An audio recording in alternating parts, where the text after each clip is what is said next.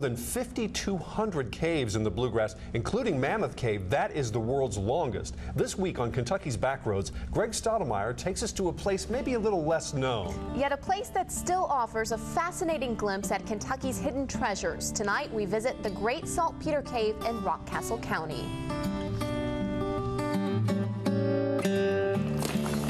Caver Bob Dobbs with the Rockcastle Karst Conservancy is unlocking the Great Saltpetre Cave for us. It takes around 1 million years for water to dissolve a cave this large. With 3,500 feet of passage, It goes through the mountain and runs under Highway 1004. it's about a half-mile walk from end to end.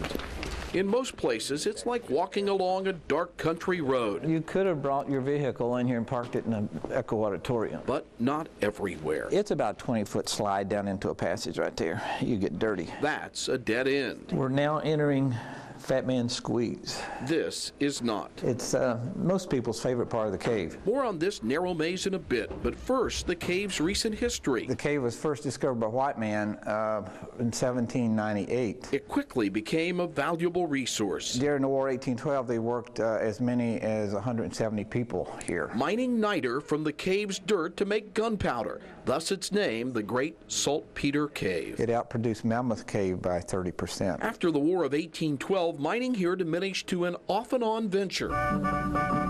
In 1939, John Lair, founder of the Renfro Valley Barn Dance, began turning the cave into a tourist attraction. He was the one who leveled the floor out. He made the steps and the bridges. The sporadic efforts, which continued through the 1960s, even included the obligatory ghost story. Supposedly a slave was buried here, and this is haunted.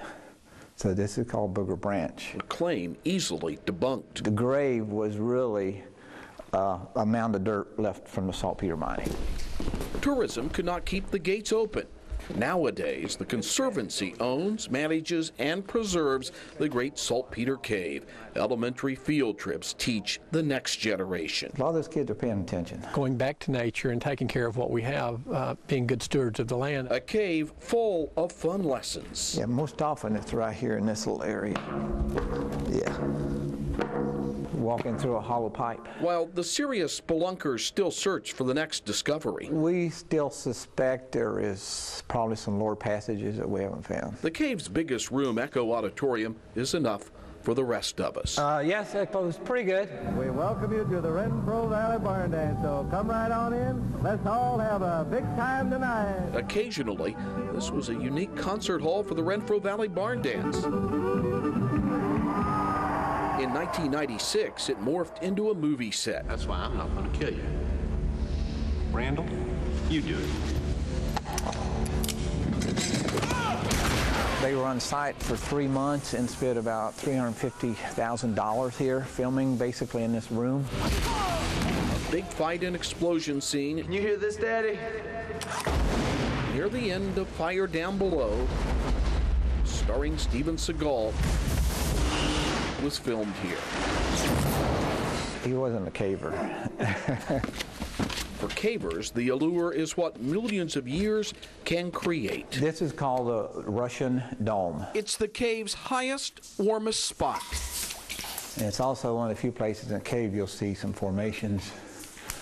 You see some stalactites over there and a wall of flowstone. As we get ready to leave this cave with its remarkably smooth yet amazingly sculptured walls, we weave one last time through Fat Man Squeeze A big part of it is historic. to see signatures from centuries past. It was customary for caves, commercial caves, to have a spot in the cave where people could put their initials.